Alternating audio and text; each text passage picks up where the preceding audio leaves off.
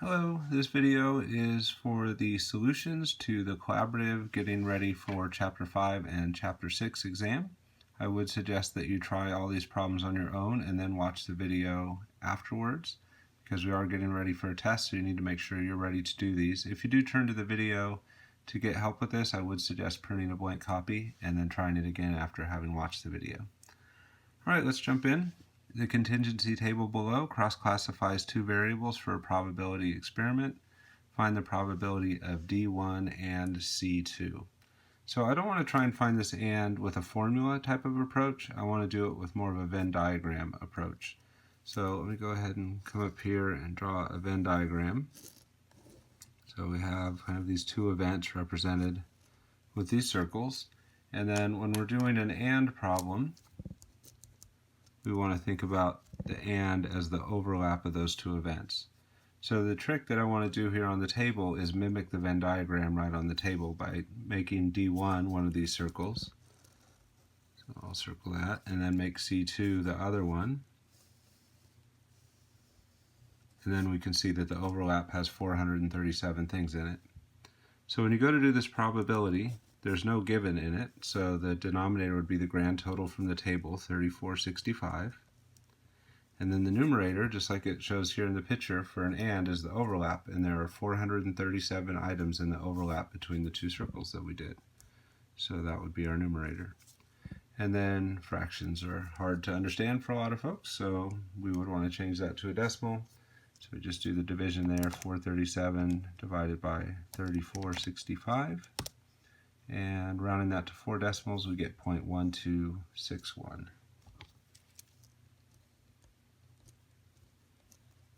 And just a quick mention on the rounding there, 4 decimals is the standard. That's not something you have to memorize. If you look on the back side of your formula sheet, then we have rounding rule for relative frequency or probability or any percentage interpretation item is at least 4 decimal places, and 4 is best. So remember, if you forget a rounding rule during the test, don't try and guess at it. Grab your formula sheet, flip it over, look at that back side and see what the right rounding is for that situation. Alright, let's move on to the next one. Let's find the probability of C3 or D2. I want to think about a Venn diagram for this as well. So we're going to be doing an OR for this one. Go ahead and grab another color. So when we're doing an OR, we want to do all of the first item and then whatever is new from the second item. So I want to mimic that on the chart. So when they say C3, I want to shade the squares that have C3 in them and then go to D2 and get any new squares from there, which would be this one and this one. So I shaded all of the first one, these two squares, anything new from D2, these two squares.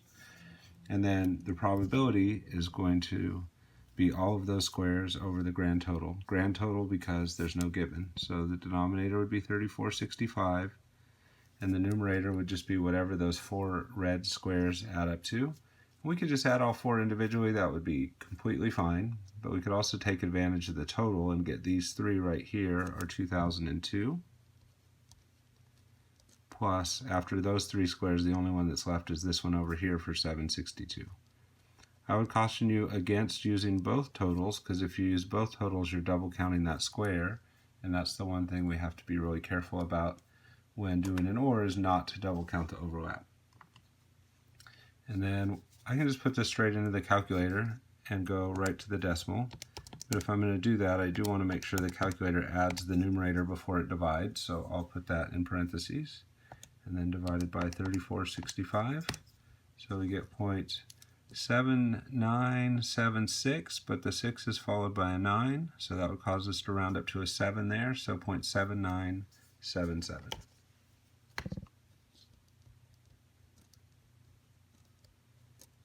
So notice that on both of those, I did not use a formula to get through, but I thought about what does an AND mean conceptually, what does an OR mean conceptually, and then I just counted that out on the chart. And when you can do things from that kind of conceptual point of view, instead of relying on a formula, there's a much better chance that you'll remember how to do that later. Alright, moving on to the next part. Are the events C1 and D1 independent events? So to be independent means that they do not affect one another. The way we check for that with probabilities is given on our formula sheet. A and B are said to be independent if and only if the probability of A given B is equal to the probability of A. The key there is that we're looking at the probability of the same event both times, A, once with the given and once without, so we can see if that given has an effect. So the way we carry that out on a problem like this one here is take the two events and write down the probability with the given. You can do this in either order. I'll just do it in the order they're listed. So let's do the probability of C1 given D1. And then what we want to do is compare that to just the probability of C1. What's essential is that whatever's first here be the one that you do by itself here. Because we want to ask the question both times, what's the probability of C1, once with the given, once without, because we're trying to see if that given affects things. So the probability of C1 is fairly straightforward. We don't have any givens, so the denominator would be the grand total, 3465. And then the numerator would just be all the things that are C1 in the whole chart. So if we look for C1 in the whole chart, there's 777 of those total. And we can and will go to a decimal, but I'll do that in a moment after we set up the other one. Now, when we're doing a given, we need to focus on that given. So if the given is D1, then what I want to do is go to the chart and circle D1. So it's already circled in this kind of teal color. I'll do it again in green and kind of nice and dark so it stands out. When that is our given, D1, that is our entire sample space for answering this question, which means that any numbers we put in this fraction have to come from that circled part of D1. So when we do the denominator, it's not the whole table anymore, it's just this part, so the grand total for D1 is 1463.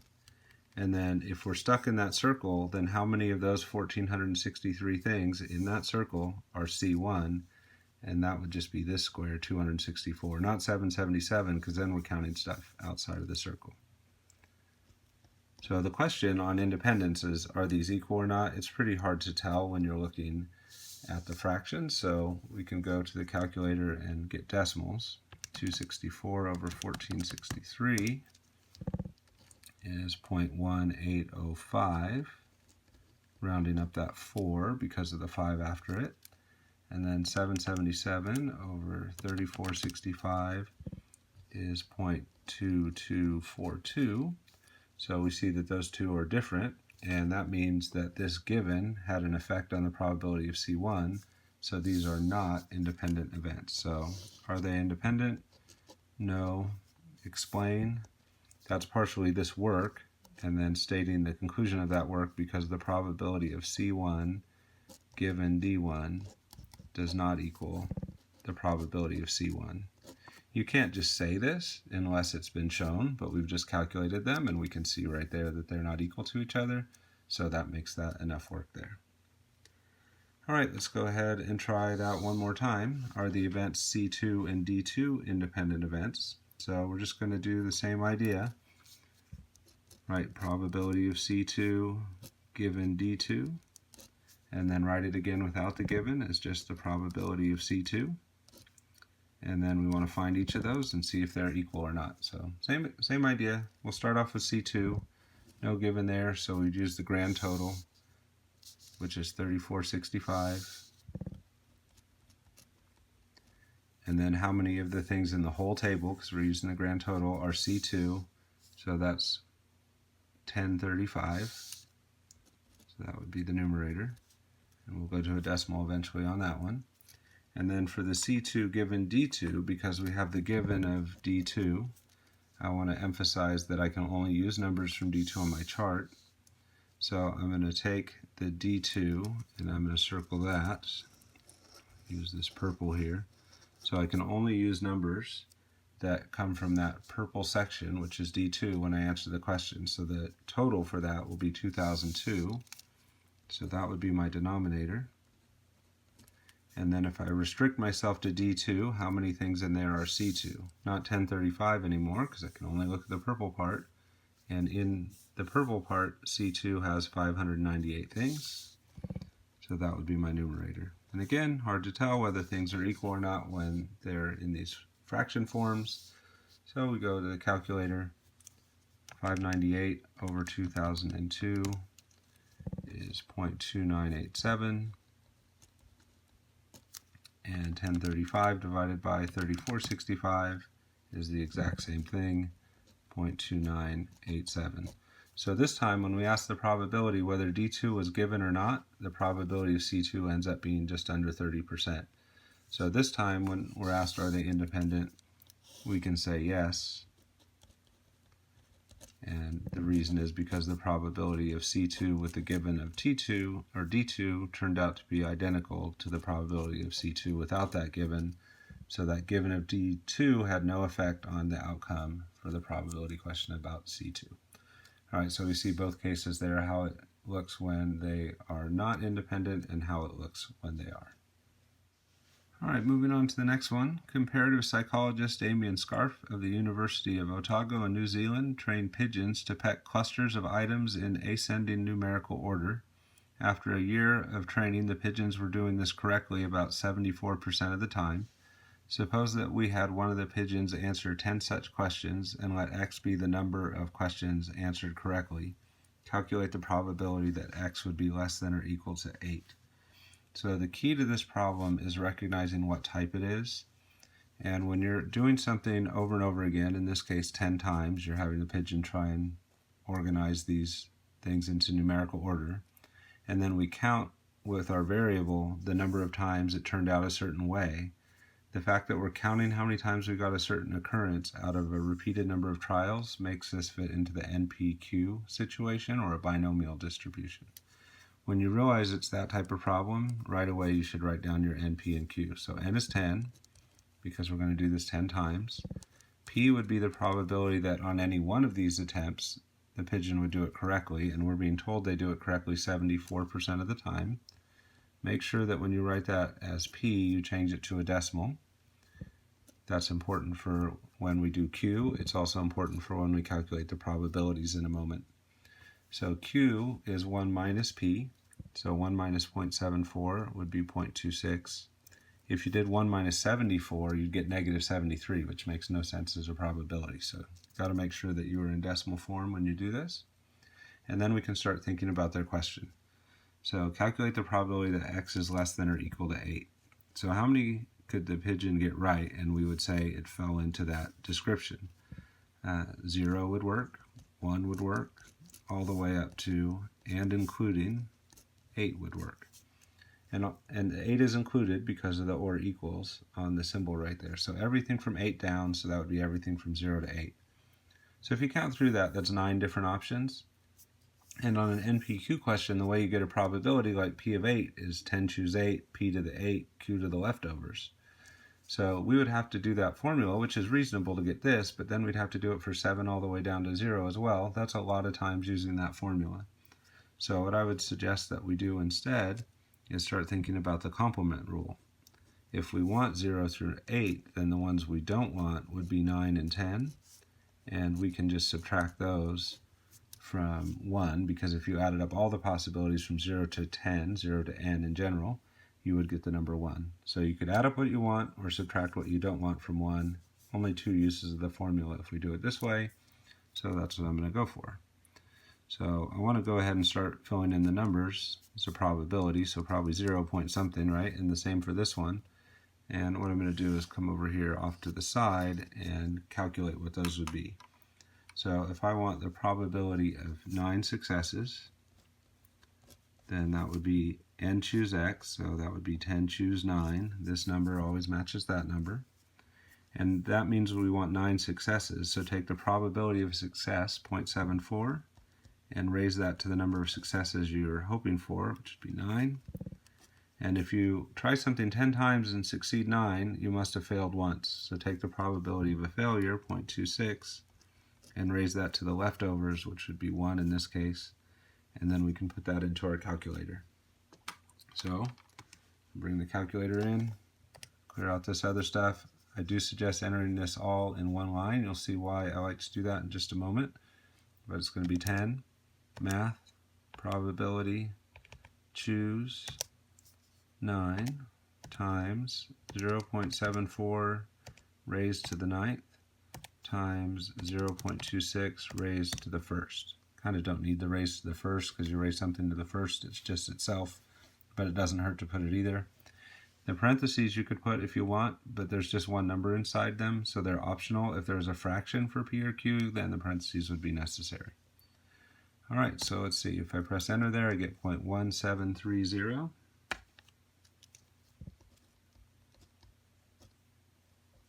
And that's what I would fill in right here. And then I would also want to do P of 10.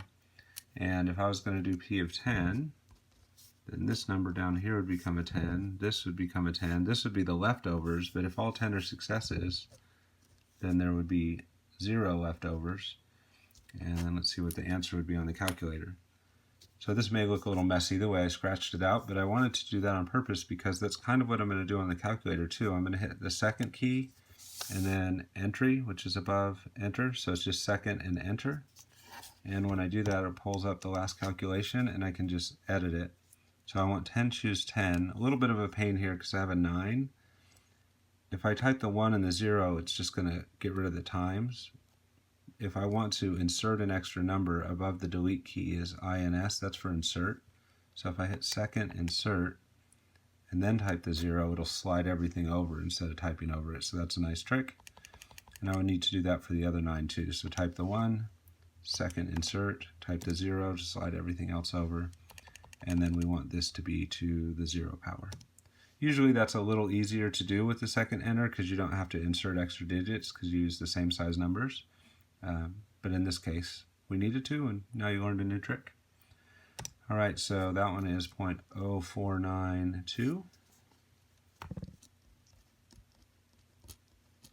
And that would be the other piece that we're subtracting. And then we can just put this into the calculator and finish it off. So 1 minus 0.1730 minus 0.0492.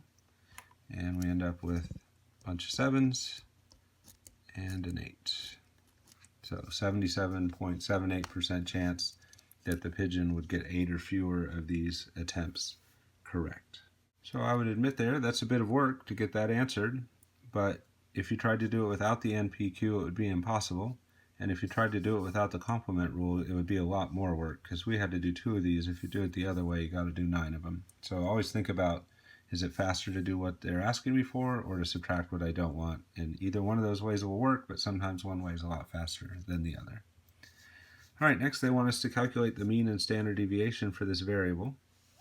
And that is really easy to do for NPQ problems because we have special formulas for that. So the mean of an NPQ situation is n times p, and the standard deviation for one of these binomial variables is the square root of NPQ. And we already have n and p written down up top, so we're just going to use those. NP is 10 times 0.74. Since we're multiplying by 10, that's a little easier than normal. Just slide the decimal over. And then the standard deviation is the square root of 10 times 0.74 times q, which is 0.26. And we'll go to the calculator for that part. So square root of 10 times 0.74 times 0.26. Make sure all of that is in the square root, so don't close the parentheses till all 3 numbers are in there. And then 1.3871 would be the standard deviation. All right, let's look at a couple things on our formula sheet related to what we just did there. One of them is, I think it's best to memorize the formulas for mean and standard deviation, but they are right there. So if you feel a little unsure on test day, double check your formula. And then the rounding on standard deviation, that's there as well. So for standard deviations, you need at least 5 digits or significant figures, and that's counting digits before and after the decimal. So we have 1, 2, 3, 4, 5 is the shortest version that we could do. All right, let's take a look at the last question on this page. Determine the expected range for the number of questions that would be answered correctly by the pigeon. So things are in the expected range unless they're unusual. And the dividing point between expected and unusual is 2 standard deviations away from the mean. So we want to take the mean and add and subtract 2 times the standard deviation. We just calculated those things, so that would be 7.4 plus or minus 2 times 1.3871. And then we're just going to do the calculations on that. So if I do the minus, let's see what I get. And if I do the plus, let's see what I get. All right, so 7.4 minus 2 times 1.3871, 4.6258. And then just second enter, like I showed you at the top of the page, change that minus to a plus. And we get 10.1742. And then we just want to think about what our answer is going to look like. So let's start writing out the sentence. I would expect the pigeon. This feels goofy talking about this pigeon, but that's our job here. So I would expect the pigeon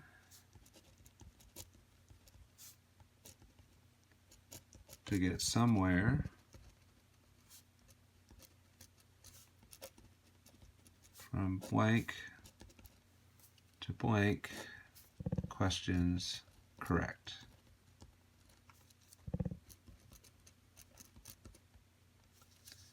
All right, so how do we fill in those numbers? So one point that I just want to make is it's not by rounding these to the nearest whole number.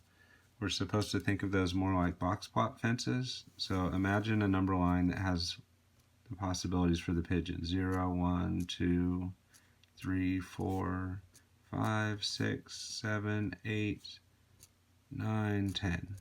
So those are the different things that the pigeon could get right. We'll put like a dot at each one of those.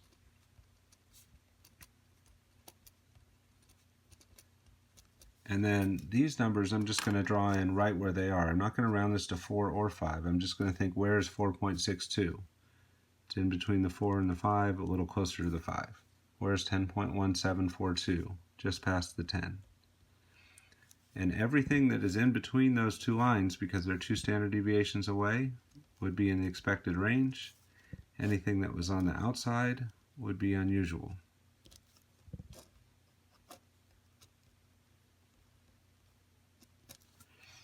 So what's the smallest thing inside? This dot, which would be 5, and the biggest inside would be that dot, which would be the 10. So my answer there would be anything from 5 to 10 questions correct would be an expected range for the pigeon. Now, unfortunately, that kind of looks like what rounding would be, right? 4.62 rounded, the nearest whole number would be 5.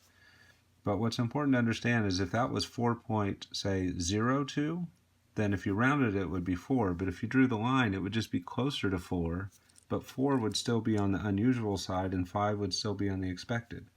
So even if this is a number smaller, like 4.36, it's still going to be a 5. If this was 10.8, it's still going to be a 10, because we're thinking what is the smallest and biggest that fit in between those two lines on the picture. You don't need to draw the picture, but you should probably be at least visualizing it when you try and answer questions like that. All right, moving on to the next page. The lengths of mature rainbow trout are normally distributed with a mean of 24.3 inches and a standard deviation of 5.581 inches. Find the percentage of mature rainbow trout that are longer than 30 inches. So the key here is they're saying that we're working with a normal distribution. So I'm going to try and answer these questions using normal curves. And if I'm going to do that, I'm going to try and visualize it along the way. So I'm going to draw a quick normal curve, not perfect, that's okay, it's just scratch work. Drop down from the peak, that would be the mean, 24.3. Probably best not to draw a line down, but just kind of imagine dropping down so that you don't confuse that line as a boundary. We're just trying to think about where the center of the curve is when we do that mark. And then find the percentage of mature rainbow trout that are longer than 30 inches. So if 24.3 is in the center, then 30 would be somewhere on the right. Don't stress too much about where on the right it is. Just draw it somewhere over there. And then you're trying to find the area to the right of that. So that would be this chunk. So I don't know that I placed 30 in a perfect spot, but it is somewhere on the right. and that means this area is going to be less than half of the curve. So I already know a couple things. My z-score here should be positive because I'm on the right, and this area, because it's just a part of 1/2 of the curve, should be less than 0.5. And we'll kind of keep refining that guess as we go along. But these are x values so far because they're not, this isn't 24.3 standard deviations away from the mean, it's 24.3 inches long. This isn't 30 standard deviations from the mean, it's 30 inches long. So I need to get a z-score so I know how many standard deviations above the mean is that 30. So take the 30, subtract the mean, and divide by the standard deviation, and that'll give us our z-score. So pretty messy, so pop that into the calculator. I'll always make sure to put those parentheses around that subtraction so it happens before the division. And then I get a z-score of 1.021. Make sure that you round that to exactly 3 decimal places. I'll torture you with the formula sheet one more time. But it does say here that if you were doing a z-score, that you should round it to exactly 3 decimal places. No more, no less. So we're doing that to make sure that we match on the middle step so that we match on our end answer. So then, speaking of that end answer, we want to figure out what this area is right here. So we're going to use normal CDF to do that, and that is the z-score for the left boundary. On the shaded part, this is the left boundary, and its z-score is 1.021. Theoretically, it just says longer than 30. It doesn't say stop anywhere. So our right boundary would be infinity. And then we can put that into the calculator. So normal CDF from, oops, hit the wrong one on accident there. So try that again. Distribution, normal CDF, 1.021 to infinity. Now I've stored infinity in alpha I. If you haven't done that, you can just put a big number, even 100 will do. But I would suggest going to the calculator videos and finding the part where I show you how to store infinity into I and get that set up. So I'm going to press enter, and I get 0.1536, rounding this probability to 4 decimal places. And then I want to think about, does that make sense? If you went 1 standard deviation away from the mean, that would be maybe a little bit further to the left than where I drew it, so the area would be a little bigger. If the total area under this is 1, imagining this area maybe 1 standard deviation is actually like around there, that seems reasonable, a 0.1536 for that. Now, a moment ago I said this was a probability. It could be interpreted that way if it was a probability question, but they actually asked for a percentage, and when they ask us for that, we do have to write it that way. So move the decimal over 2 spots, and we can say 15.36% of mature rainbow trout are longer than 30 inches. And we only have to give the percentage because of the way the question was answered. All right, let's move on to the next part. Find the 98th percentile for mature rainbow trout lengths. So I'm going to start off with the sketch again. I have to know the definition of percentile to be able to set this up. I can draw the mean real quick in the middle. That's kind of separate from what they're asking us.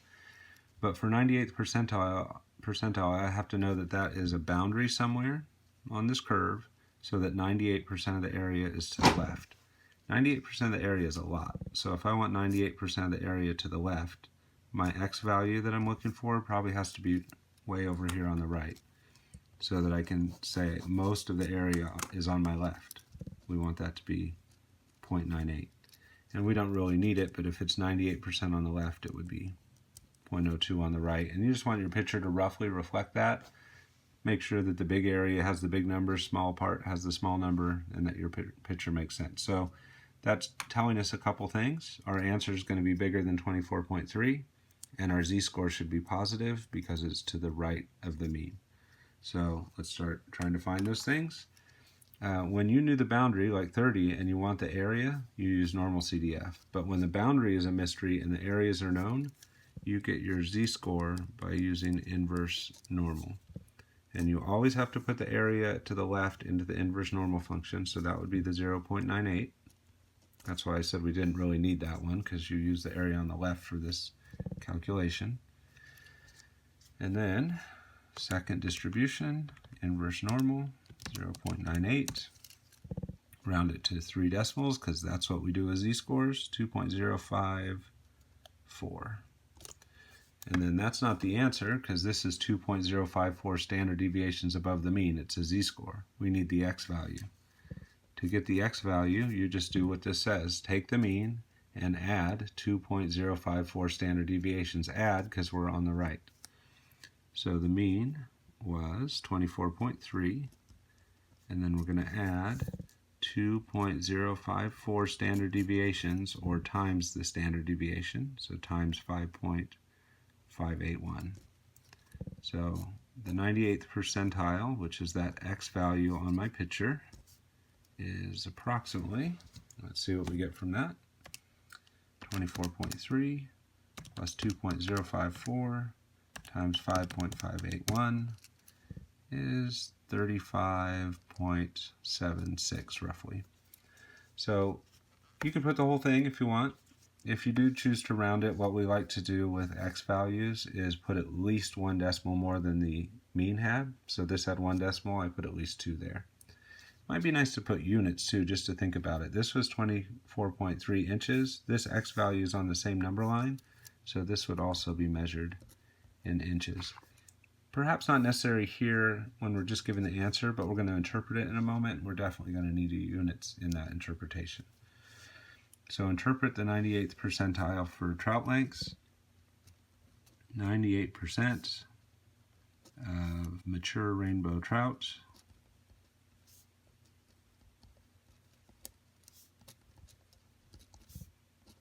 have lengths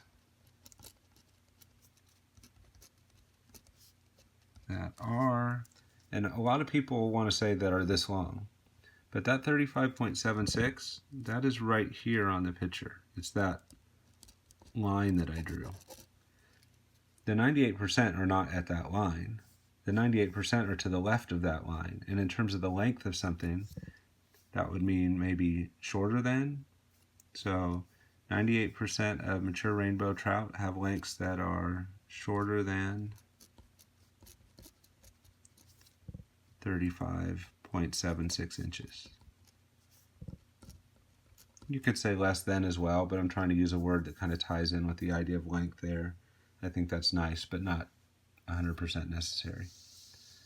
All right, last part on this one. Let's fill in the blanks and show the work below. For the middle 85% of mature rainbow trout have lengths between what and what. All right, so what I want to do here is draw a normal curve. Catching that theme? I work on a normal distribution, I draw a picture. So the mean would be 24.3.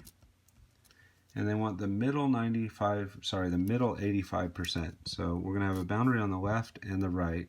And if they're really talking about it being in the middle, there'd be a symmetry to how I draw those.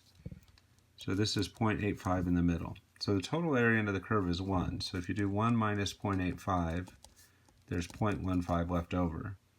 But that's the total for the two sides. So if we want to know how much each side is, you have to cut that in half, which would be 0.075. So we've got 85% in the middle. That means 0.075 left over on the left and another 0.075 left over on the right. And we're looking for some lengths of trout. Those would be x values. So we can call this x1 and that x2. So just like up here, when you were trying to find an x, you used inverse normal. Well, we're trying to find x's again, so we're going to use inverse normal again. So for x1, I want to find z1. And for that, I'll use inverse normal because I know the areas and I'm looking for the boundary.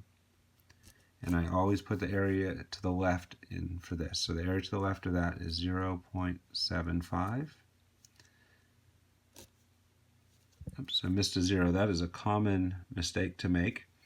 I'm going to show you on the calculator how I could catch that. So I just totally did that on accident, but I forgot the 0 after the decimal, right? I put the 0 in front of the decimal here, but it was really after the decimal there.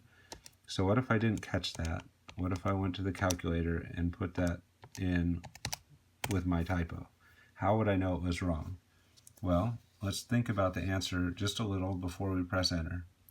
We're trying to find this z. This is to the left side of the mean, so this z should turn out to be negative, but I get a positive. So I should know something was wrong when I do that. Hopefully then I would realize, whoops, there was supposed to be that extra 0 right there. And then when I press enter, I get something negative, which makes more sense. So negative 1.439, but followed by a 5. So 39 rounded up would be 40. So negative 1.440.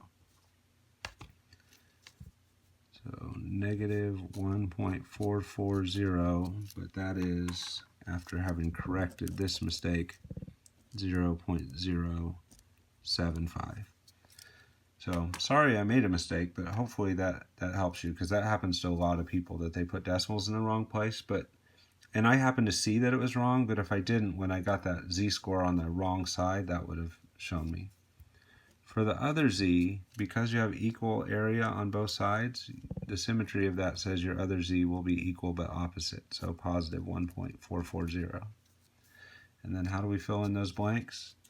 Well, I'm going to show the work for both of them at the same time. To get those x's, I want to take the mean, and I want to add and subtract 1.440 times the standard deviation. Whoops. 5.581.